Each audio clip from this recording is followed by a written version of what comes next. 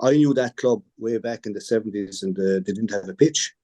We were junior, and I was back giving them a hand, and there were junior players, but good players, and they trained in the farmers' field at night.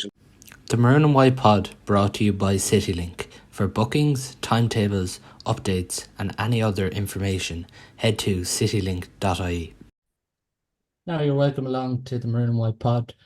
I'm delighted to be joined by Chunky Hayes and Cyril Farrell to look back on Thomas's extraordinary victory over O'Loughlin Gales, where they ran out winners on a scoreline of 18 points to 17. Congratulations to Thomas's, and the celebrations this week in Peterswell and Kilcrease are going to go right into the week, and rightly so for what they have achieved. Chunky, coming to you first as a player who's won the Tommy Moore Cup. It's day 2, day 3 now. What are these celebrations and what are these times like as a group of players now?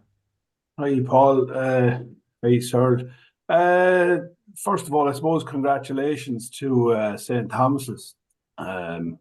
As regards the celebrations, Jesus, day 3.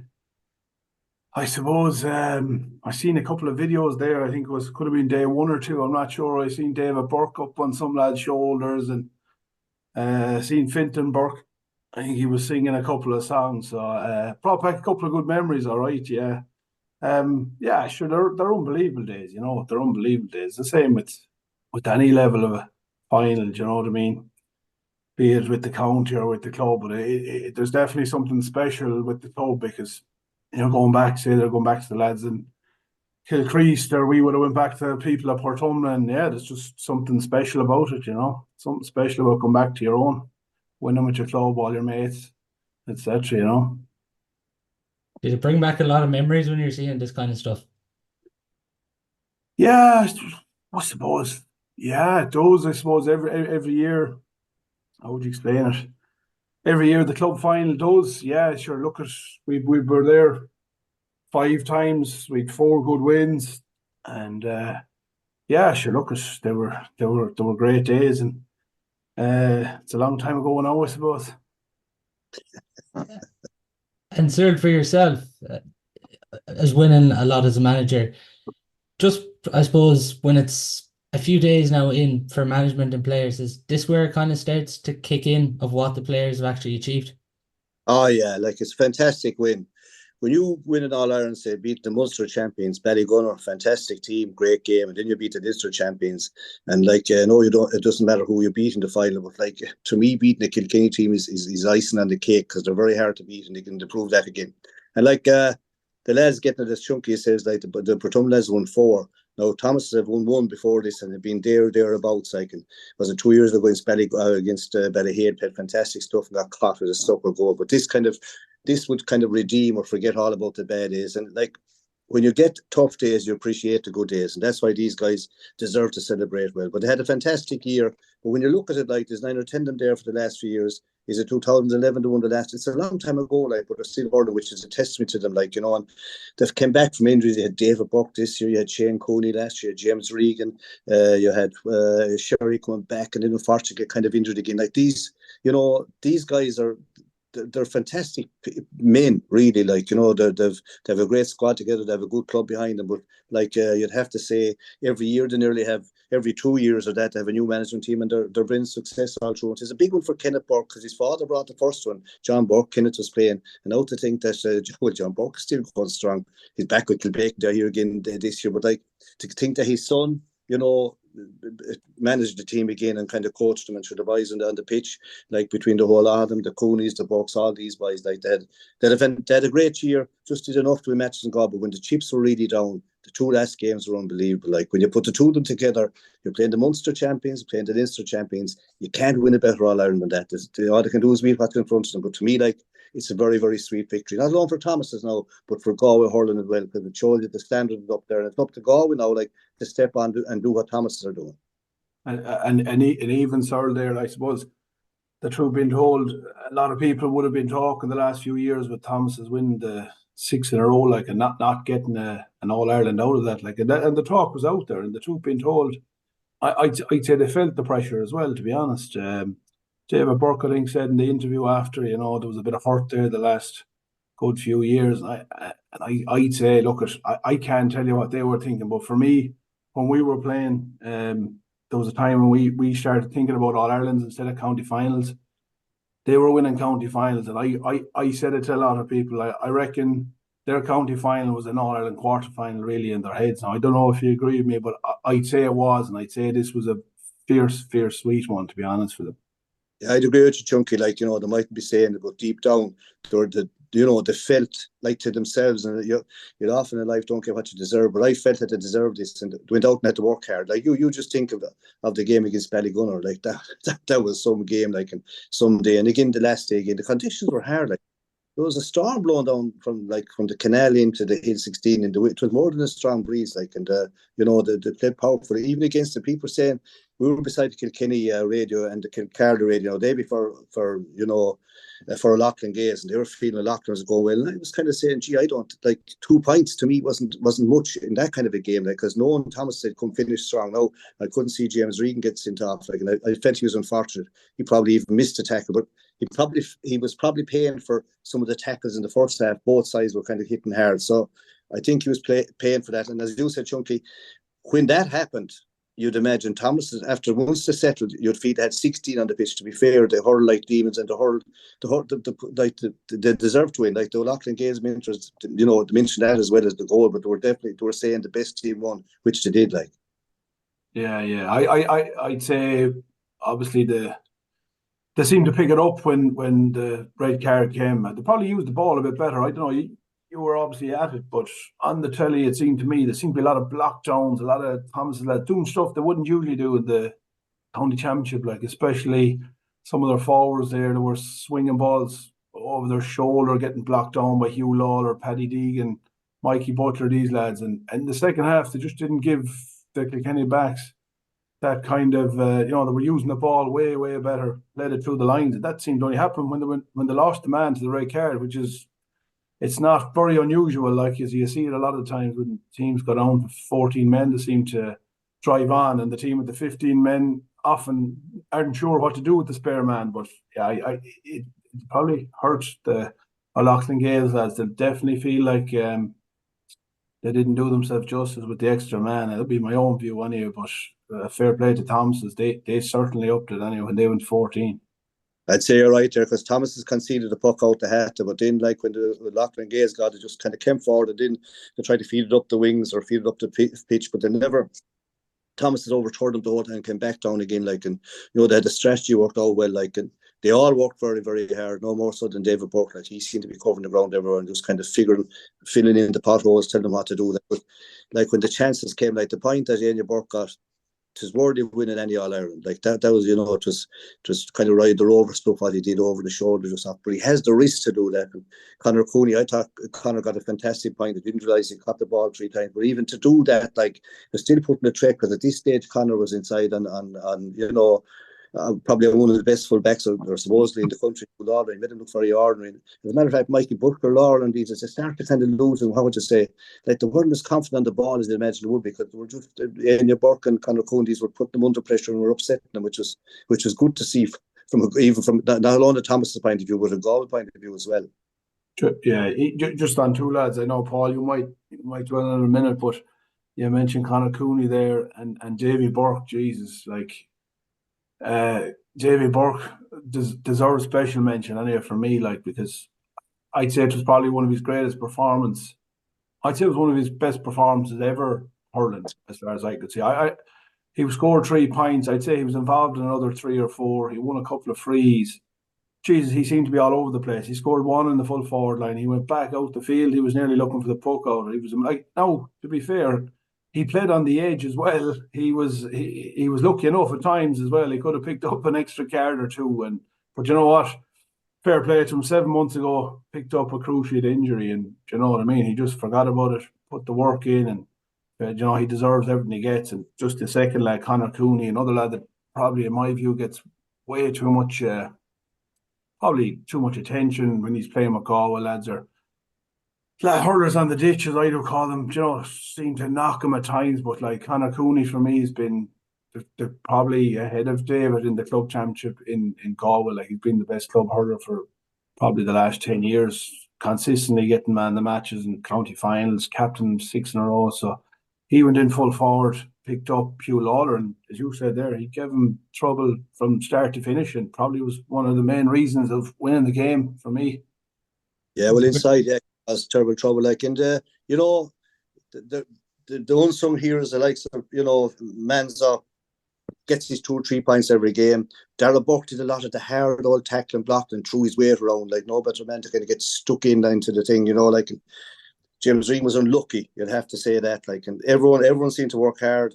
Young Flannery was kind of way out the pitch, like they had it worked out. And it's funny, when we went down to the 14 men, it didn't worry them. Like, they only had 5 forwards up front, but that didn't worry them, because they used to say, Junkie, they were throwing the ball around, and they had to throw it more accurate when they were down the men. Like, you know, they made the ball do all the work. They were very good at stick passing. And it's going to take a great team to stop them in Galway again. I know it's a bit hard for Thomas. Won't be taking to that yet, out of the 7 in a row, but it's up to the other. They're building up the standard. It's up to the other clubs now to get up to that standard, and that's the way it is. Everyone will say they're unbeatable, which they look like that now, but it doesn't work that way. Like, you know, their time will come, someone will come, and then it's someone else's turn. So, like, they're making hay while the sun is shining, and this group of men, you know, it's hard to believe that they're going for 7 in a row, because, like, it's competitive in Galway. That the 7 they're going, if they win the 7, they'll be going for 8. But, like, it's a big ask as well. But as you said, Chunky, I'd say this year the county final was only really a quarter final. It was a step to a means, and like to get the reward at the end of it, it has to be a fantastic feeling for them, and they deserve all the celebrations they can get, and let them enjoy it and do whatever they do. Like, and I think Galway people as well, after the Ballygunner game, I just felt the whole county turned for them. Even those that we playing against them and playing hard and trying to fight, and, you know, getting better and get sent off. The whole, like, the county swung in behind it, because they could feel there was something big coming. And that win over Ballygunner, I think, changed the whole kind of conception of them throughout the county. I got that feeling anyway, as a kind of a supporter. Yeah, 100%. And then you go back to even next year in the county. Like, I was only chatting the other day. People think that the Thomas's lads they're pushing on 6 in a row, etc. They're not, probably not, when you go through their backline there. Maybe Cathal Burke, who's another unsung hero, to be fair. You're going to hear about Rainer Burke, you'll hear about, I suppose Cathal and Dara probably deserve mention, because you say someone has to do the donkey work, and I know all about that myself from my playing days with Portumna. So someone had to kick it into Joe and Damien and the boys. But no, to be fair to Dara, like, you know, things probably didn't go mightily well from the first half, but he stuck in. He stuck in there. You know, they got a lot of points from the half back line there. Your man Fogarty, Malloy, Dig, and them lads. But he stuck in and he got going the second half, and he was part of it. Cathal Burke, as I say, these lads, they're probably the older lads, but like the goalkeeper, you have Fintan Burke there in the full back line, young Sherry, young Head, Shane Cooney. They're young, like, you know. There's a young Finnerty midfield. He's young. They're a young enough team. They're probably not going anywhere, which is not ideal for your Taron Bridges and Tommy Larkins and Lochrays and whoever else, like, but they're probably not going anywhere anytime soon either. Chunky, as you know, like, when you're winning, it's I'm not saying it's easier, but it makes it that bit more kind of, you're going down the field and you're the champions. It's nearly like the lads that's at the bottom of the table has to train as well, but it nearly makes it easier to win, because if you get your game going, you're going to be thereabouts again. Like, they're going to be hot favourites for the championship this year again in Galway, and as it stands, it's supposed to be hot favourites for the All Ireland. But like, things can happen. But I keep thinking of what David Buck said to me after the 5 in a row, like everyone was saying, with the 6, and he was just before he was interviewed. He said, "I tell you the truth," he said, "I'm thinking the 7." I said to him, like, and he wasn't messing, and he wasn't cotton. You know what I mean? So now he has his 6th, and now he's going to lead on, as you say. So he probably had a game of his life the last time. Influenced I did, yeah. He's phenomenal, like phenomenal.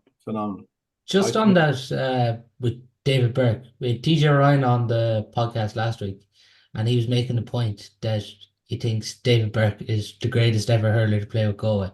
But for you two, who's been better, David or Joe? I don't think you can compare them. You see, the thing is, like, David is a midfielder, and he does a lot of work and gets up and down the pitch. And as Chunky said, he covered every blade of grass the last day, which was unbelievable. Like, Joe was a fantastic hurler with the finisher. Like, there was other, like, it's hard, it's different, you know, the different times, different, you know, the different teams, different opposition. You know, like the opposition this, you know, like Thomas has won an All Ireland, playing the Munster winners and Leinster winners. not easy to do that. Like, you know, like, okay, you don't give a damn who's in there if you win it. But like David Burke would have a fantastic influence on every team he plays on, even for his leadership qualities alone. Like, but you had a lot of great leaders, like Joe Cannon would be one, like you said there. Ollie Cannon would be a great leader who probably, I don't think they ever win a senior club, senior Ireland with club, but like has everything else would be a great leader. Like John Connolly, fantastic leader. Joe Connolly be a great leader. Joe Cooney, these guys would be big leader. Like, it's hard, you can't, you know, I would never compare because it's completely different. The rules are different. The referees a lot to do with it there, you know what I mean? Different things. Is Joe and David at the top for you now, though, sir? There would be. See, the thing is, Paul, that when the last person you see is inclined to be in your mind the whole time. Yeah. You know what I mean? Trying to judge them. It's hard to go back 9 or 10 years, but like, and then the games were different. Like a hurler, say 15 years ago, a top forward would get a belt off the ball, they might kill him. There wouldn't be even a free. Like, it's completely. Now, to be fair, it's completely different now, and all for the better for the top hurlers. But it's very hard to compare. Like, and it's different. Like now, like the game is played kind of possession game. You work it through the lines. Before, like, we kind of, if a cornerback got, he'd clip it 70 yards. Now it could go up faster, right? But the forwards have to fight for the ball. So different types of games completely. But like, you're talking about great players, like, you know. So like, it's like comparing, say, DJ Carey with TJ Reid or Henry Shefflin, like in Kilkenny. Who do you say is the best? Like, a lot depends on what's around them. You know what I mean, as well. Like, they have to, like, good individuals make good teams, but you still need 14 other fellas. David Burke or Joe, as Junk referred to there, someone had to get into Joe Cannon. It just didn't, you know, you can't be everywhere. Even though, after saying that, David Burke was everywhere last Sunday. Like, you know, they covered the whole pitch. But like, you know, to me, you can't just compare. I wouldn't ever even try. It'd be nearly impossible, you know. Yeah, for me, I wouldn't either, to be honest. Obviously, I've heard with Joe for all our senior career, it's Portumna, etc. Like, and he, you know, one of the greatest hurlers ever. To me, David Burke is up there as well. It wouldn't be fair to either of them to be even trying to compare them. Like, they're both, like, for David Burke, he's Thomas's spiritual leader. He has been, even though Conor Cooney's their captain. For me, David Burke seems to manage the team from the field. You can see him pointing. He's telling lads where to go. He can see he's instructing everything. For me, him coming back for injury was vital. I'm not so sure that Thomas could win that All Ireland without him, to be honest. I think that's how much of an influence. And I suppose even comparing him with Joe, I can nearly compare him with Ollie. He's probably, you mentioned there, Ollie would have had that influence on our Portumna teams. You know what I mean? You just felt so secure when you were playing with Ollie because you just knew he was going to do the right thing. He was going to say the right thing. He wouldn't say too much, but when he spoke, you listened. You know what I mean? When he got the ball, you knew he was going to do the right thing. And he was obviously that bit older. And I see the same with David Burke. He's a good bit older than a lot of the Johnny Heads and Sherrys and even Shane Coon and these lads. So they're probably looking up to him, you know. So I wouldn't compare them either. They're both up at the top. They're very little ahead of them anyway for me. Yeah, no, it's definitely an impossible task to compare them two players. Just, Cyril, you did touch on Éanna Burke's winner, and it's something I want to touch on now. There's a snippet going around, obviously, of you being involved in the commentary for Éanna Burke's last minute winner. But just on it as a whole, Damien McGlynn does, I think, fantastic to keep the ball alive. It's not something people are realising, but just in his touch, his control, and then for it to go over like that, and I suppose to have the balls to take it on, like, it's just remarkable. But Paul, before that, he got a score from around centre forward just as a flick, just kind of, which, you know, kind of moves his hand, just a little flick, which he's capable of doing.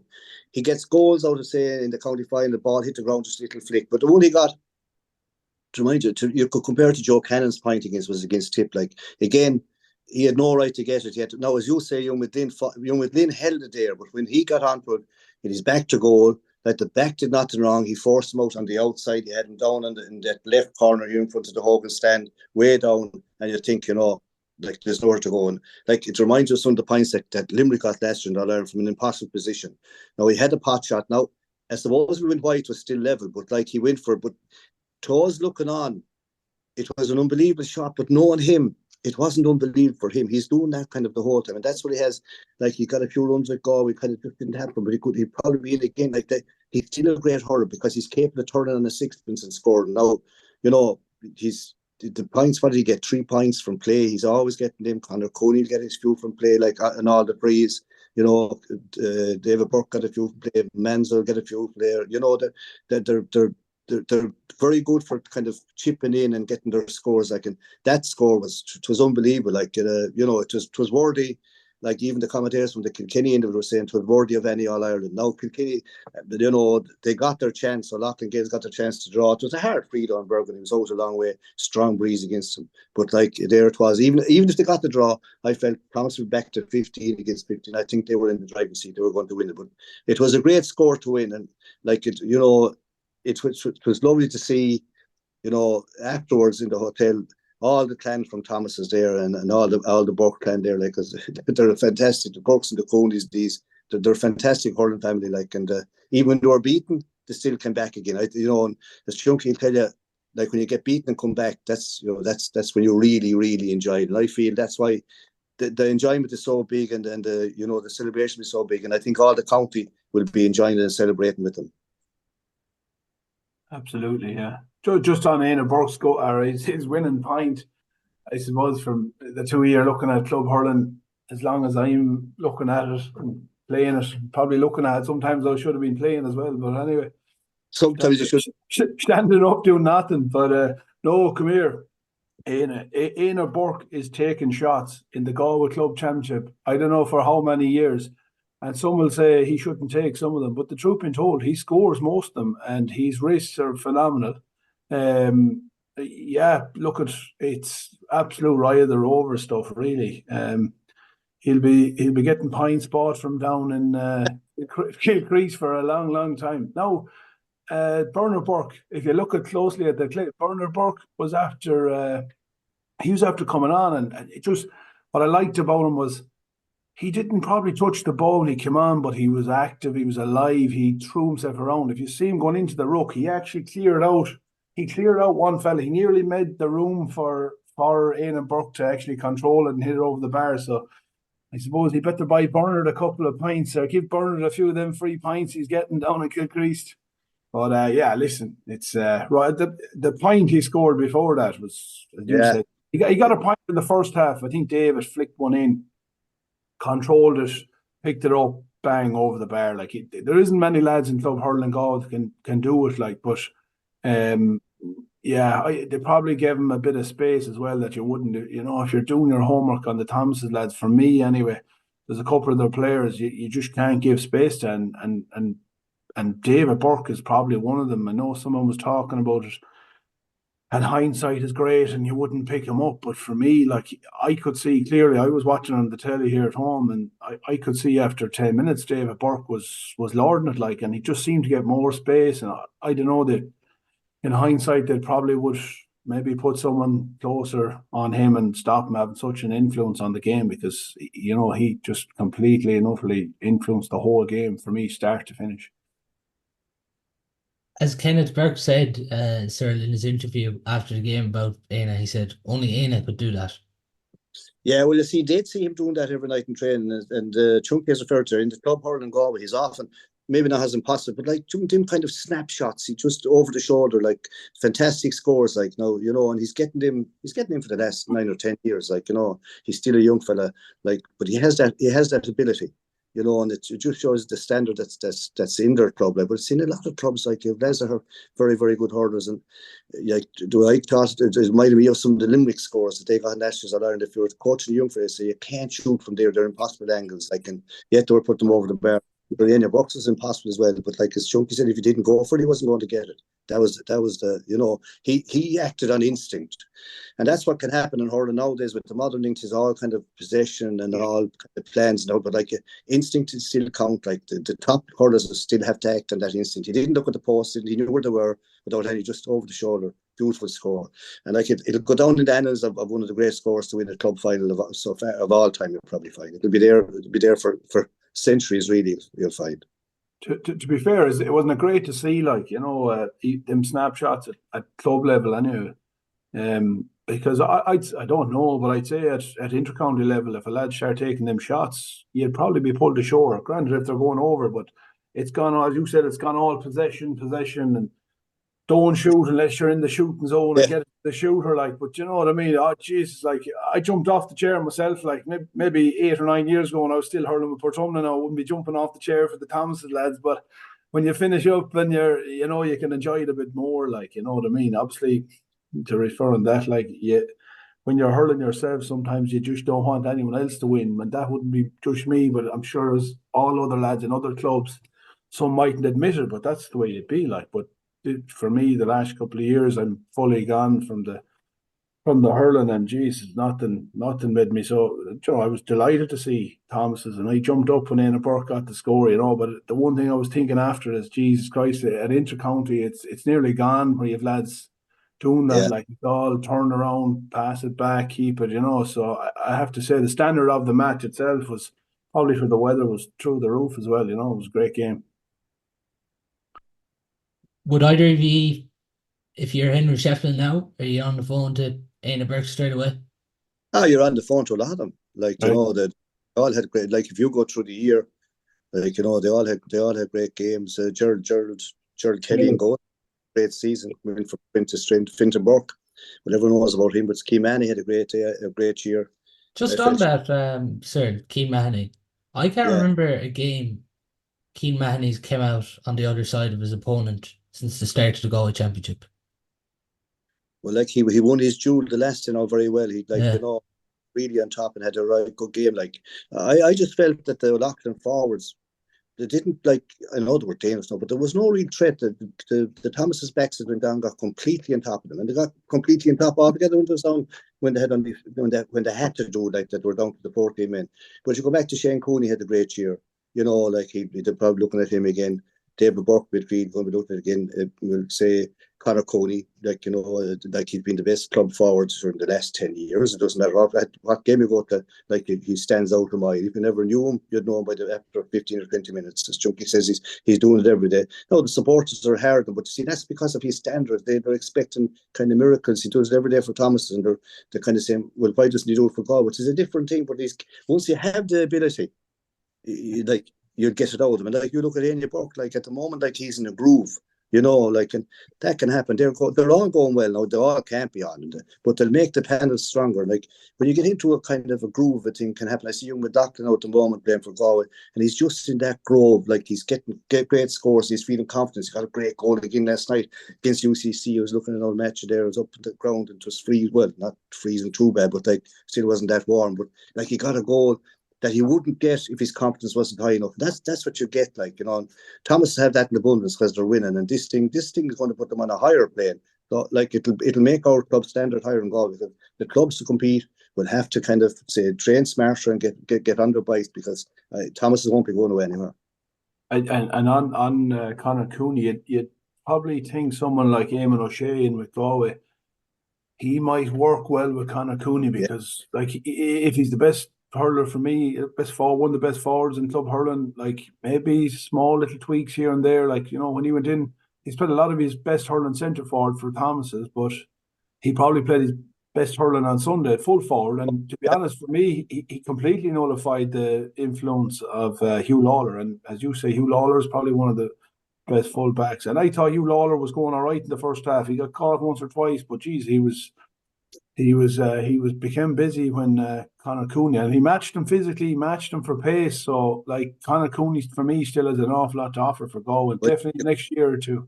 You could be right there, Chunky. Like, O'Shea will be doing the coaching, especially up front, because he loved the forward play. And like, Conor Cooney, if he started in, say, even full forward, he's a big man, and he's still a great hurler. Like, and he's a great free taker now. So is young Nyland from Clarenbridge at the moment. He's on top. Look, there's a lot of good. We've plenty of free takers, but it's a matter for the lads, for Henry in the bay, to get the best. To be honest, the best 15. And back to your original question there on who you'd bring in. For me, I'd probably bring in 6 or 7 of them, to be honest, because they're at a good age. The goalie, Gerald Kelly, like, he's probably a bit of an unsung hero. Thomas's have played, as far as I know, they could have 3 or 4 different goalies in the last 7 or 8 years, and they seem to have found a gem in this lad. Like, I was only seeing the highlights Sunday evening, even the free he scored the last year, like, sure, geez, he was miles out, like, miles. He was 110 yards out, like, you know, massive free to go 2 points up. He made a couple of saves. He's been brilliant in the club championship. His puckouts are excellent. He doesn't lose the plot in the goals. He's solid. He's a lad. You look at Finton, Keane Mahoney. For me, I've been watching him now a while. Probably since around the COVID time there, 2020. So what do we know? 3-4 years. He stood out for me back in 2020, 2021 maybe, and I think he's blossomed well. But Jesus, he's got fierce strong since then, and fierce physical. So he's a lad you're definitely looking at inter-county. You've Shane Cooney, you've Finton, you know what I mean? There's 5 or 6 of them in it. It's probably 6. Bring them in. If you don't use them, that's fine. But sometimes people will just think, oh, he's a good club hurler. But I'd like if Henry and the lads brought some more of them in and just see how they go, because these lads could be brilliant inter-county hurlers as well. The likes of even young Sherry, you just don't know. Get them in there against the best and throw them in. We've nothing to lose. We haven't won in All Ireland since 17. Get them in there, get them all in there and see what they're like. Give them a chance, as you said. All it takes a bit of confidence there. You see with Declan McLaughlin with my own club, man. Once the confidence is up, they have the hurling. And let's be clear, there's an All Ireland there to be won sooner. Limerick won't stay winning forever, and we're probably next in line with the likes of Tipperary. So why not get them in, get them trial, and see if you bring 6 in and 3 of them play, they're used to winning. The 6 counties in a row, they're used to winning. Winning breeds winning, and that's what you want, isn't it? In your senior squad. Yeah, well, if they get the best 30 and let the best 15 jump the ditch, but I really think this is for Galway. They have to go flat out and win a Leinster title and win it. Don't be looking for the back door, win it, because if you win it, everything else can fall into place. Just get in a winning groove. And I think they will be very strong, whatever 25 or 6 is in there. None of them are going to, the lads that are picked, but fine, but the lads that come on, they're not going to weaken the team. It's like a jigsaw. We have the pieces, if we can put the pieces together, and hopefully they'll come right this year. I just have the feeling it will, because we seem to be moving okay as it is. I know now the matches aren't top class yet, but they can only beat what's in front of them. And okay, the lads that you see, you'll have lads coming back from injury, but the lads that are in there now have the jerseys, and it's up to the other lads to come and take them off. And let them, if they're better than them, fine enough. It's up to Henry to pick the best team. But I really think we have the stuff in Galway to win, without a shadow of a doubt. And I wouldn't be a bit afraid of Limerick. I know they're the team at the moment, but everyone's kind of saying, how do you match them? How do you play them? Play your own game. Don't worry about Limerick at all. They're human as well, but everyone's kind of make them superhuman. Now they are a good team, but you can't go playing them their way. You have to use your own, say, game plan. And even at the moment, you can see Galway, they're definitely at the ball, moving more in the forward. They're passing them more, and they're switching it from side to side more, and kind of running the fences from left to right, right to left. And I just hope they keep doing that. Chunky, Declan McLaughlin, who's been really sharp. He's your own club man. Got 3 points there against Dublin at the weekend. Tremendous goal for Mary Eye as well against UCC there in the Fitzgibbon Cup. From working with him at senior club hurling, how excited are you for Declan at the minute? Yeah, listen, Declan's a great lad, great attitude, willing to learn, willing to listen. So look, he's in there, and a lot of it for me with these young lads is confidence and giving a chance. And the one thing I'd say about giving a chance to lads is I've seen it over the years. I've seen really good lads going in with Galway. You're playing the Walsh Cup and stuff, and sometimes it's hard to stand out in these games, but hopefully he'll get a run coming into the league, because the league is probably a little more serious now, and you've got your bulk of your best players, and I think he'll blossom with as the year goes on. When he went in first, probably lacked a bit of strength and conditioning, but his hurling is there. He can win his own ball. He's an eye for goal, striking off both sides. For me, he's an inter-county hurler. But look at it, Sir knows you don't just go into these panels and as an inter-county hurler, you go in and you work hard and you go hard, and that's it. You do what the coach are telling you. You have good lads in there, Joycey, and you have Aim O'Shea's in there now with Henry, other lads there, and that's it. It won't just happen, but he has the raw materials, and I'm looking forward to seeing where it goes. And for all the other lads in there, listen, the good thing about Henry is he's trying a lot of lads out. There's a good lot of young lads there from Loughrea as well, and other clubs that are blossoming under Henry, but I do agree with him on the Leinster final. I think we have to target that, and I think if we're to go and push on and try and win in All Ireland, I think it's going to be that route. It's going to be winning the Leinster final and getting straight into a semi. That's probably the way it's going to be. And look at, who knows, after Thomas's brilliant year this year, it might be this year. Please God. Just on just getting back to Thomas's, we will touch before we finish just on the Walsh Cup final this weekend. But sir, there was a great piece before the All Ireland final in the Irish Examiner on Friday. It was talking about the board and the committee in Thomas's. A lot of them related to the players, no surprise there. But like, isn't that what they have as well? They do have an extraordinary board and committee that are associated with this club that like are getting the most out of this team. But like the players did reference a lot to the committee even in the speech and after the game. Yeah, the one for nothing, like, you know, and there's a Colin Buck there, electrical kind of an engineer. He's employing a lot of them now, and there's a lot of locals given employment, and these fellas are all qualified. And I knew that club way back in the 70s, and they didn't have a pitch. We were junior, and I was back giving them a hand, and there were junior players, like, but good players, and they trained in the farmers' field at night, and there was another field we got, Hurling. Now, when you pass through now, they have everything, like lights, double pitches, like big clubhouse, gym, the whole that. It just shows what can be done in a rural community, which is the big, you know what I mean. And again, like, they wouldn't have hectic numbers, like, but what they have that work on, and it's very close, very tight. But you're going to find, Paul, in a lot of the rural communities, it's the Hurling club is the big club or the big unit in the area, and like they're the ones that will do the get together and organise. God forbid if there's a funeral, if there's funeral race be done with the traffic flow and all this sort of stuff, that, you know, like, you know, the big country funerals are very big. Like, it's the club that'll organise that, and that's the way it should be. Like, and they'll do that for one another. And like other clubs that do the same thing, and they'll all get, like, they would have all committees, but they might have as active as Thomas's. But they're active, Paul, because they have to raise money every year, but they're winning. You see, it's easier when you're winning. Not maybe the right word, but like, it makes it more conducive for people to come in, and it's easier to get the help from outside. You get the few bob when you're winning. It's harder when you're losing. No, like, it'll cost a lot this year to probably what they've done. Like, you know, they would have got plenty of challenge games, buses, all the rest. You'll find that they'll be big this year, but no one will mind, like, putting a few bob extra because they're at the top of the table. But and they've made hay with the sun shone, and they're going to be there again. But you know, they would be very active, and like, we had a kind of a get together there the other night, kind of a preview of the All Ireland, and it was all kind of past chairmen and secretaries being involved again, and their sons being involved. And there's a kind of, you know, it's a close-knit community, but that's the way it has been there, because there wouldn't be many, would it be an odd stranger, but not many strangers. All these have hurled through the years with Thomas's, and be hand down. But it's great to see them there, like, in the, you know, to think that they won, is it 11 years since they won the last one? Whatever it was, 11 or 12. 2013, was it? 2013?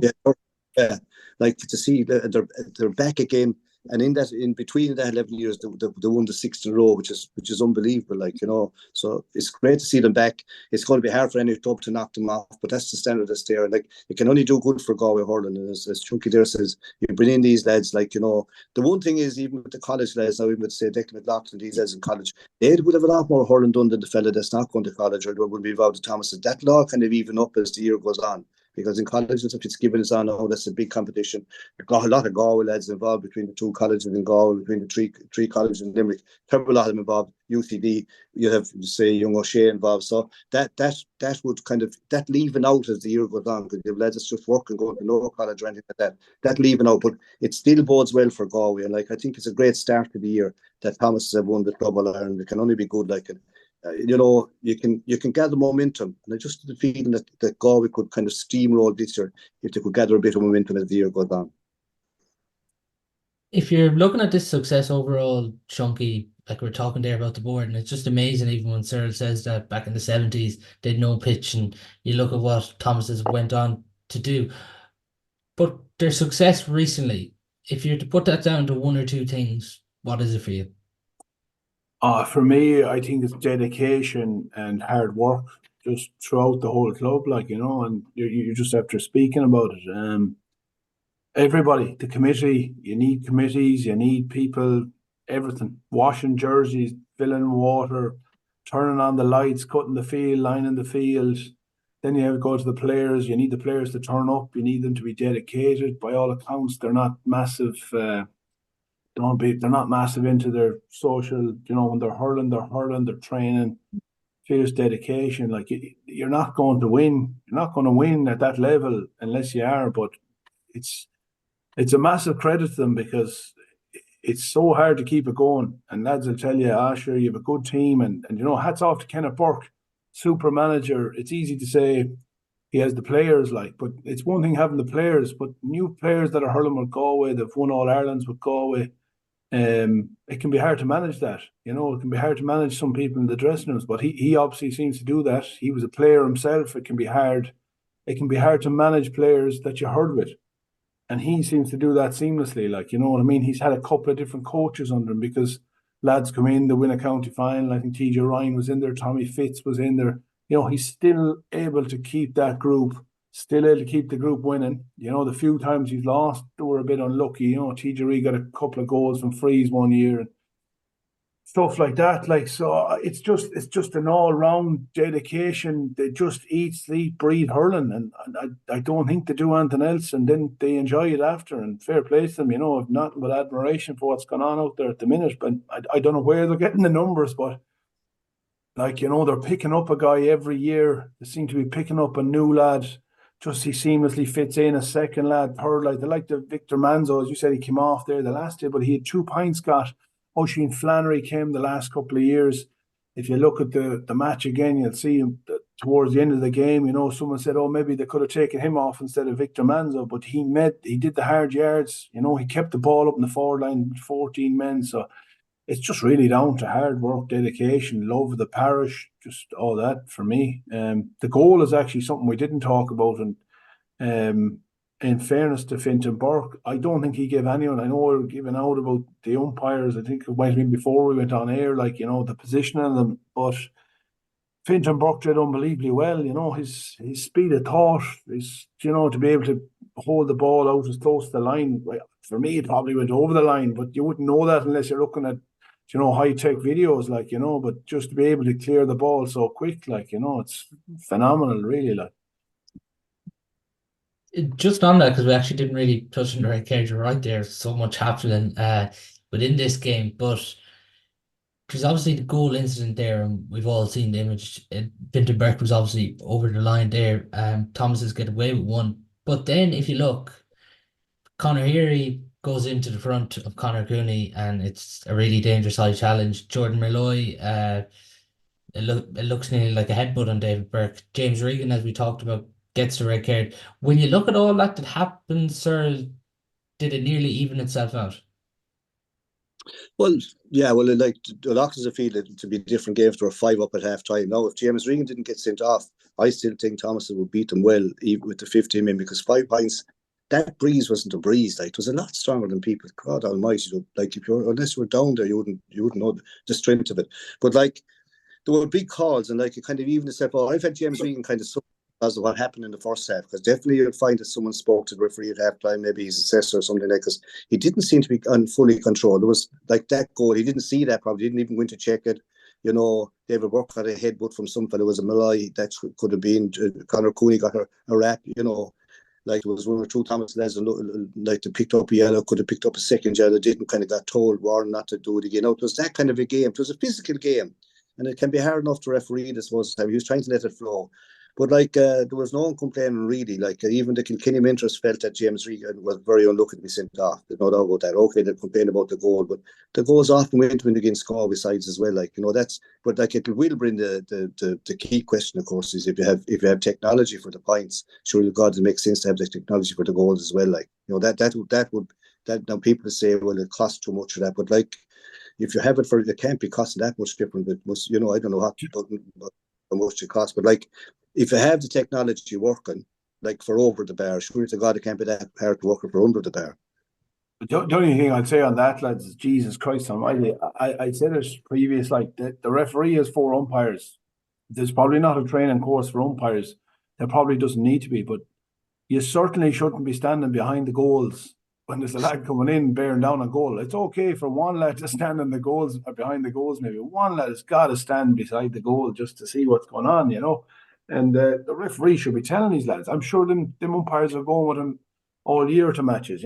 Get your positioning right. It's a simple thing, like. But as I say, fair play to Finton. He was quick on his feet, and look, it is what it is. I think a lot of them probably did even out, and I think the sending off. Would I have sent him off? I don't think I would have sent him off. Or was it Conor Heary that hit Conor Cooney? Now, if Conor Cooney turned differently with his head, that could have been a hell of a lot different. But once again, credit must go to Conor, because, geez, he got up after that, lads, and he probably like after the sending off, he only got going kind of after the hit, like, and it was a fair hit, to be fair, like, so. He upped the ante after, but I don't know. I probably wouldn't have given a red card to James Regan. Oh, the angles weren't mighty on the television, but like, geez, it looked like your man went down easy enough. Back in the day, there was no helmets. Like, they've helmets on now. Like, and I don't think he was overly injured. Just get up. But as it turned out, James Regan had a couple of points scored. He had the job done, and I think when he went off, he nearly lifted everyone else, and that they actually played the ball better. So look at. They can all celebrate now anyway. It's over, and they have the All Ireland brought home. But one other point I would like to make. Go on, sir. No, go on, Chunky, go on. No, just I just feel like. Go on. I just feel like that O'Loughlin Gales, that okay, the goal was Thomas got a break, but that O'Loughlin Gales had 15 men for most of the second half. They had plenty of time to get back on top of 50 minutes. They didn't. Like, to me, Thomas has proved himself as the best team like that, like with the 14 men again. 100%. Thomas's for me, I thought O'Loughlin Gales possibly hurled better, but it might have looked that way because I think the 5 or 6 or maybe 7 points from their defenders in the first half. Sheerman, young Fogarty, who seems a fine prospect, he got probably one of their first points and their last points, and Paddy Deegan got 2 or 3, and the wing back was it Jordan Malloy got 1 or 2 as well. They looked to be hurling better in the first half, but I think is that if the game went on longer, as you said, Thompsons are a better team. For me, you had no excuses. They were up a man there for the whole second half, and Thompsons were on merit. But the one thing I will say, with the weather, I thought the game was actually quite good in the standard. And Cyril, you used to be obviously the pundit on the Sunday game. For me, sub-final day, even the football, I thought it was a mighty game. The 2 games were mighty, I really enjoyed both of them.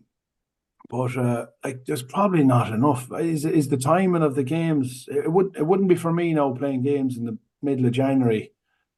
I'd like to see it maybe going back to, I don't know, Paddy's Day or something, getting a bigger crowd, and even there should be more. I don't know. As a player, though, Chunky, does the year not drag on if we go back to Paddy's Day? Like, you're playing all these Walsh Cup games and you're playing all these other games, and sure, I'm hearing in the grapevine lads are playing matches there and some Walsh Cup games and some of the football games, and the Ray team is below playing Dublin and Meath and all this crack. Like, so for me, I'd like to see. Look at the weather alone the last day. Sure, geez, there was a red warning in Galway. I was surprised some of the neighbours around here were actually going to the game. Like, you know what I mean? Like, it was a red warning coming home. Now, as I said, Thomas's won't be bothered about the red warning. There'll be a red alert down in Thomas's for the week. But just you're going to have that in early January, and you have lads training through Christmas. There was something nice when we were playing. The county championship would drag out till probably October, November, but we always took a break of a couple of weeks or whatever and had enjoyed the Christmas, and then went back training in January, and you played the semi-final in February and the final in Paddy's Day. It doesn't have to be Paddy's Day, but even if it was on a, I don't know, New Year's Day or something, I don't know, like even the crowd, it didn't look like there was a massive crowd. It deserves more. It's too big a spectacle for me. The standard of hurling was too good. And even after, you know what I mean, even if there was a Sunday game that evening, just to go through the 2 games, like the Éanna Burke's pint, probably the greatest winning pint of an All-Ireland final club or inter-county you'll ever see. Like, you know what I mean? It just, that's my own opinion on it. I think they should be. For Chunky, you're right. Hurling wasn't meant for this time of the year at all. Like, the All-Ireland semi-final was played at 7:30 above in Portlaoise. In the name of good God Almighty, one of the best games ever played, club games. Like, it was a few thousand ahead, but like, you'd have no one out, 7:30, the same the last day. Like, they're throwing away. They had it, as you say, Paddy's Day. Even if they changed it to nearer to it, like there was 35, 40,000 at the club finals. Maybe there was 10, 12 or 15,000 there at the last. They were great to go because like you wouldn't put a fox out, you know. And if anything happened, say on the way up or the way down with the red alert, there'd be a lot more questions about the GA. Like they're getting away with it. But to me, it's making very little of the GA player. Now the lads they won't mind. Thomas's won't mind. They won it. Or Loxton's wouldn't mind if they won. But I'm just talking about the overall thing, the PR thing. Sure, like the name of God Almighty. When Thomas is probably one of the best club games ever against Ballygunner, just dead on Saturday night, it got about 6 or 8 lines in the Sunday papers, and it made a little column on the Monday. Oh, there's no, like it's all rap, get it out of the way. But like they're demeaning the club player because like it's okay, you know, like you get away with it. But like supposing 7:30 at night above in Portleaf that you got the fog, you got an Offaly, which was again a game that shouldn't have been played. Like sure. You're looking for trouble. Like the weather it's winter weather, and hurling was not meant for winter weather. I would love if they looked at it and kind of tampered with the big break. They're all saying it's working. It's the boys in Crow Park that are saying it's working, and it's GPA that suits everyone. They know when their holidays are, but that's fine. But look at like this time of the year, you have all the clubs playing hurling. You only have one county team. Now, I'm not saying reverted fully, but they'll have to look at it again because it's kind of crazy what's going on. Like, and you know, there'll be more matches. You're lucky. The match against Offaly shouldn't have been played. You know, there's no doubt about that. I know it was only a Welsh Cup match, but it was still a GA game. And even last Sunday, like you were playing with the elements, we got away with it. But if they had a red alert, if they had the weather that we had here in the morning, they would not have been able to play in Dublin. Like they didn't get as bad, but it was still a bad day. Like, and you couldn't have cried. Like as you 35, 40,000 in Crow Park, Paddy's Day, going brilliant, best day ever for the club. For kids, the whole lot, big build up, the whole lot, and now like we demeaned it. The same with the minor hurling, back to under 17, played on a Wednesday evening. No one knows where the matches are on, pipped around everywhere, get no publicity. If we're not careful, we'll have more lads throwing darts than we will playing hurling with young fellas. They'll have to go back and get the PR end of it again and promote it better, I think, because it's slipping off the edge. Oh yeah, well, and the club game. To be honest, obviously we played in plenty of club finals, but I don't remember I know a few years ago you had the goal. Your man Harry Ruddle wasn't got the goal, but that club game, the 2 club games, the last day for me were high standard, and there should be more. There should be more. Go back to January. I remember training for club finals in January, and you were looking for pitches. That was a fact. Like Portumna pitch isn't available because it's too mucky. We have to go out to Ballingarry and pay some other clubs. So you're now training up to 3 weeks before a county final with looking for pitches at this stage. At least back then you were looking for pitches, but you knew you weren't hurling until probably the middle of February. But yeah, there needs to be more. It was too good of a game, too many good players. You know what I mean? It needs to be better PR. That's my own view. Not to be given out because it was brilliant and delighted for Thomas's. Obviously, they certainly won't be given out, and well, they shouldn't. In fairness, but filling it in the one calendar year work. Like if you look at this club championship, having it all played off in 2023. The only way it'll work that way is to play the club championship in the beginning of the year where they now have the senior hurling championship on. Reverse it around. That would work. To get it in that way in the calendar year, and the senior thing would work because you'd only have one. There's only one county team training. They're only looking for one pitch. There's not everyone looking for lights. Like when you're playing a county cup now or semi-final qualifying, every club is still involved. If you multiply the number of players in every club by, whereas there's only 30 or 35 or 60 in the county, you revert the thing around. That's when it'd work in the sense you get it into the calendar year if you want to, no problem. And you'd get your county championship, your county inter-county into the championship year. But they'd be coming on second, the clubs be on first. You see, when the county scene is over now, there's nothing for the clubs for 3 months. It's closed season. So the lads hop on you can't blame them. They're students, they're going to New York, going to Australia, the whole lot. If there's a county team that was out first, when they'd be ready, they'd be hanging around because they're going in train with a county team. The club lad he's nothing to hang around for. There's 3 months in between, so he's gone. And clubs are suffering, and it's the clubs that are suffering again. So you're hitting a lot of players that way. They may not mean it, but that's what's happening on the ground. And the clubs, lads, let's be clear, the clubs are going to suffer financially because what's gone on even in the club game now is gone through the roof. Even since I've finished up hurling, you have lads going back training in January, right? So, for instance, you're paying a lad to train the team. There's clubs paying a lad to manage the team. You're paying statsmen and all this, right? That's January. If you're to win the county final, when did St. Thomas's win the county final in 2023? Was it the county final in October? Nearly November, I think, was it? Was it the Nearly first week November. of November? That's 10 months, right? So you're now telling your club player, I need you from January. And I know it's from January because most teams are back doing stuff now at the club, right? So you have lads and you're paying lads, and this is costing clubs and more fundraise. Who are you asking? More locals for more money, and you're asking players to fundraise, players to sell lottos. It's getting out of hand like that, and it's all, as Cyril said, it's coming from the hierarchy, deciding they're making the decisions, and they think it's great, and they're brainwashing lads thinking it's great. It's not great. It's not. You're not. For me, it's not doing. Yeah, yeah. It's help. It's trying to split the season, but for me, it's even costing clubs, and I think it's getting out of hand. If you're telling me that I have to start back training in January for the club, and I'm quite possibly not going to play a county final. And let's be clear, there's plenty of clubs that won't play in the county final. There's plenty of clubs that will put in the same effort in January as the St. Thomas's. They won't be in the final, and they know they won't, and it's obviously for the love of the game. Which give them games. It's getting slightly out of hand. And try and fix it a bit better. And as for the club final in January, it wouldn't be for me. Listen, as I say, Thomas's aren't going to give out. They won it, but I'd be trying to structure a bit better. Maybe the 1 year would work. I'm not 100% sure, but yeah, you'd like to see a bigger crowd there as well, like, for the standard that they're delivering. Yeah, you make some great points there about the club game. And just to finish on Thomas's as a whole, Cyril, you're obviously there on commentary, but you could see with the hurt Thomas's went through, as we referenced, Dunloy last year was a big sucker punch for them. But even the players at the full-time whistle, they just wanted to embrace this. And I suppose this is what's so important when an All-Ireland comes around. It's about soaking it in and appreciating it, because they had, obviously they've won that 6 in a row, but they have had some tough days as well in the All-Ireland semi-finals.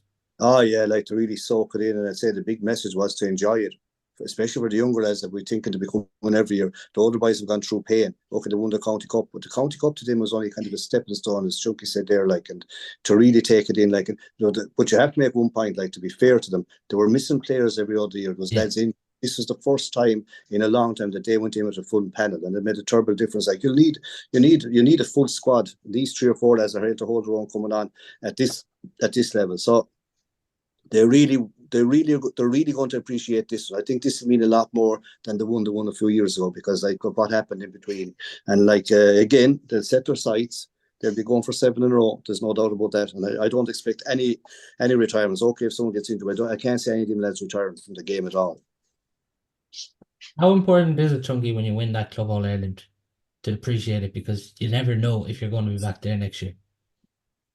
Yeah, sure. Look at it. It's vitally important, but the truth being told, you probably won't appreciate it at the time, sometimes as much as you should, because you're in that bubble, you're in the bubble of winning, you don't want to lose. You want to get around. Like, the truth being told, them lads will probably be, they're in such a bubble in Thomas's of hurling and winning. They'll probably enjoy this for a while, but they'll be eager enough to get back hurling again, because that's what they love, and that's what they love. And winning is like a drug. Like, for them, they just want to play and want to win, and it's going to make it tougher for everyone else trying to catch them. But that's just it. And there's nothing a given that they're going to go out and win again. But yeah, they should enjoy it. As I say, looking at some of the videos, they seem to be enjoying it, and they're well and truly should be, because it's they're massive occasions. They're massive occasions, and you know what I mean. They're all involved there in the club. It looks like all the families and everyone seems to be involved in it. You can see from their homecomings and stuff, and it's great. It's great times, and looking for them. May it last as long as they can, because the good days won't last. You're only one good beaten down in fucking Ballymac Ward in a league game to realise that reality is only around the corner, and that's it. And there'll be plenty more. As I said, there'll be Claren Bridges and Loughrays and all them will be. Do you know what I mean? They'll be gunning for them. But no, they should just go and enjoy it now and regroup in a couple of months or whatever it is. And look, they've good lads over them as well. As I say, Kenneth Burke and these lads have the head screwed on, and they'll be back. It'll be an interesting championship, that's for sure. Anyway. Yeah, just absolutely remarkable what St. Thomas's have achieved. And as we said, a big congratulations to everyone there. But just before we do finish, obviously, we were talking there about Galway halfway through the podcast. They had that win over Dublin at the weekend in Parnell Park. You were a busy man, sir, at the weekend between Parnell Park and Croke Park. But Evan Island, he's looking really sharp early on, like even Yeah, from he's his what he's 17 points. yeah, he's very, very sharp. Pick corner forward, played as a third midfielder, but his free taking was immaculate, unreal, brilliant. And he picked up a lot of loose ball. I think there's one or two new things about him. He's beginning to work more for the team, flashing around the ball, like going from side to side with it, laying it off. But any ball that you give him, like if he's loose, he'll score. Now, in the championship, that's a different thing. Now, Dublin had a lot of play, missed a lot of scores, and their free taker, Donald Burke, wasn't playing. It would have been much closer. But Galway, like with the ball they had up front, they were scoring. That was a big difference. Like, you can see they're working, as Chunky said, they're trying out fellas. There's a lot of lads fighting for positions, and like even though you have a lot of lads coming back in, it's up to the other fellas coming back in to get their place in the team. There's going to be a lot of, like, it'd be hard enough to make that 26 or 30. A lot of good players in there. No injuries will come into the course, but I think they'll have a good season. I suppose you wouldn't like tonight or any night to go out wishing Kenneth Burke, not alone congratulate him, say, for Thomas's. I think that's great win his management team, but you wish him the best for the minor team this year coming. He's over them, like, and knowing him, like, they'll be well, they'll be well focused, they'll be well trained, and like, hopefully he can carry the Midas straight through to a Galway minor team. To be nice to see them winning again. Yeah, absolutely. He's been a busy man, it's safe to say, over the last few weeks. He was even referencing, because they're going through the minor trials as well at the minute for that Galway minor hurling squad. But Chunky, has anyone else stood out to you early on for Galway in the World Cup?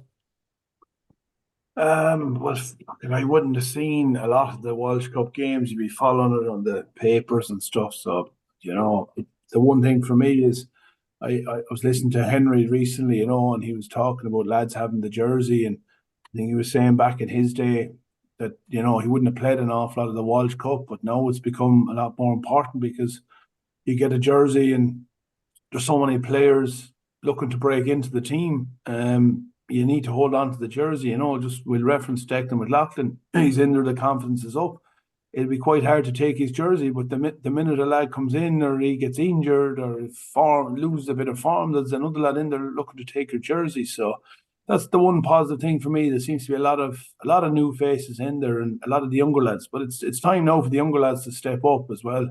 That because you're not going to win the All Ireland without these younger lads stepping up. And do you know what I mean? You can't be looking at the older lads, the Porrick Manions and Cathal Manions now as well. It's time to let them lads go and hurl and not be leading as well. The likes of Evan Island, it's great to see him, hitting form and scoring 17 points and stuff. And it's important, the likes of his work rate and throwing the ball around, because that was probably something he needed to improve on. But by all accounts, he's done that. And I'd say Henry would, that's the way Ballyhale and Kilkenny always hurled with Henry Shefflin as well. So probably looking to get to a bit more of a style like that, just working hard for each other, the same as St. Thomas's the last day. And look, anything can happen. If you've got 15, 26 lads all rowing the one way and they're all in it, for the cause and not for themselves, then you have a massive chance, because we have the hurlers in Galway. We have one other thing we have is we have a lot of physicality with the likes of Garrows Mac and the Manions and the likes of Dahi Burke, so it bodes well for the year. And I genuinely think it could be a good year for Galway, but look, they know themselves it won't just happen. And, there's good other teams out there. But no, I'm hoping, as Cyril said, we get the Leinster title, the short-term goal, get a Leinster title. And I think it could be a good year after that. And to be honest, I think they'll win the Leinster. I think they'll win it. I think they were a bit unlucky the last 2 years, but you can say unlucky, but they didn't finish the job, and these are the facts. And Henry and the lads know that, but they'll be gunning to rectify that, and I think they will rectify it. But it's a long road, and there's a lot of players, and hopefully they'll push each other, and it'll be successful. I'd say, Paul, one of the big players that's came through in the Welsh Cup, seems to be more happy at the back, is Keenan Fahey. He's playing wing back, centre back. He's far more effective, or seems to be. He would have done all his college and club hurling in the backs more or less anyway, but he's more natural face of the ball. He seems to be very relaxed and kind of is playing well every day. He's on every day, and the opposition mightn't be hectic, but it'll be interesting to see how he gets on if he's in the half back line when the opposition is better. He's one of the lads that's kind of really shining. Would you keep him there, sir? I like someone like Shane Cooney come into it now. Sure, and Garage McInerney played full back the last day. Might have got a little slight hamstring or tightness at half time, didn't come back on, and you have Dahi Burke. But that's the quality, like Junkie referred to it there. Like, if you get the jersey and playing well, but if you don't get the jersey, like, it's up to you to hold it. There's quality stuff there. Like Shane Cooney's played a great campaign centre back, and like if they play like Shane Cooney deep in the pocket and kind of cover in front of him, like he could shine in a kind of a new system. Very, very good hurler, and he's back from injury, and I know the way he's kind of thinking. This is a big year for him for the county. He'd probably be in 2 weeks' time, I'd say. Like, the Junkers, they won't stay out that long. These guys, they'll be back in, sniping to get back in. Maybe not for the first league game, but they'll want to get a game because the league game is coming very quick. Like, the first league game is probably next Sunday, the weekend after next. And after that, then it's kind of, you get a game or two and then you get a break. But the thing goes, like, the championship starts very quick after the league. So whoever gets the league jerseys, nearly possession is 9/10 of the law, like, so that they'll all want to be on. No, they all won't be on, but that's the way it'll be. Like, and I really believe they'll have a good year. Like, they have, as I said before, like, they have the pieces, just like a jigsaw. It's just a matter of putting it together. No, it isn't that easy, but I think they will. This Sunday, Wexford, do you think it's still important to win that World Cup final this weekend, just to keep the momentum going and everything and go ahead? Yeah, well, they'll probably find, Paul, that it'll be a little bit of a step up again. Wexford will be physical now. They had a very experimental team out the last day against Kilkenny. I think they're in back some of the big names for this game. I think Galway will stay experimental, like, because Galway have trouble a lot of lads playing Fitzgibbon. Like, you had some of them playing last night. You had them playing tonight, tomorrow night. They're kind of, they're involved in all the colleges as it happens. Like, UCG have a team, or NUIG have a team that's half the Galway team. So, like, a lot of lads tied up that way. So they'll be watching, like, the team might be picked and they might have to change. But I still, yeah, they would like to win. Definitely on the sideline, you can hear them pushing the lads. Like, it's a good habit to get into. And, like, it's okay saying it's only the Welsh Cup. But if you're out there, whoever has the jersey, they'll want to win as well. It'll be more physical now because Wexford will bring a physicality that Dublin or Offaly or these and Laois weren't in a position to win. They'll have more done, and they'll have more of their first team done because they mightn't have a full second team, if you know what I mean. Like, they're trying out for that. Wexford, the fellas that have, you'll find that they're hard, and Carlo isn't that. It's what we know for Virginia, but isn't that far from Wexford. It's a fair bit down, but I still expect Galway to win. Like, I still think it'd be nice to win it, and it'd be lovely to win the league as well. You can't beat winning. Just get confidence. And once, like Junker referred to there with the young lads, if you get confidence, it's more than half. Like, they are good hurlers and they are fit. Once you get the confidence flowing, these lads could go from strength to strength. Yeah, and Chungy, as Cyril's saying there, like, it just really does keep the confidence going if you get a result in a trophy early in the year on Sunday. Yeah, absolutely. There was something there. There was one or two of the guys I used to hurl with, not to mention them, but they used to always say, look at lads, if the game is worth playing, the game is worth winning. And that just even go back to training. You know what I mean? If you play a training game, had to be tearing the heads off each other to win it. And that's just the mentality that teams are trying to get into that, culture, winning. Like, people, it's all about winning. Like, lads, of course it's about enjoyment, like, and you have to enjoy it, but what better way to enjoy matches than winning them? You know what I mean? Like, it's I always said, like, sure, wouldn't you enjoy the match a lot more when you're winning? So yeah, win and win and win. And if it's a World Cup final, you win it. Leinster final, maybe the league is a stepping stone. Maybe we should try and, it's not the most important thing, but, like, with the players we're trying out, wouldn't it be great for the likes of young Declan McLaughlin and them lads that if they could work through a league and get to even a league final and then prepare them for the Leinster final? It's a building stone. But yeah, absolutely. If you're getting to a World Cup final, you want to win it. And I know Henry Shefflin, like, Jesus, we all know, like, Henry Shefflin throughout his time playing, he wanted to win, and that's it. Simple as that. And if you don't, you go back to the drawing board, go back to training to win the next day. But you always want to win. Simple as that. Yeah, so that's Galway and Wexford this Sunday in the World Cup final. Galway then get their league campaign underway against Westmeath in the opening round. But that's all we do have time for on today's show. A big thank you to Sarah Farrell and Chunky Hayes for coming on.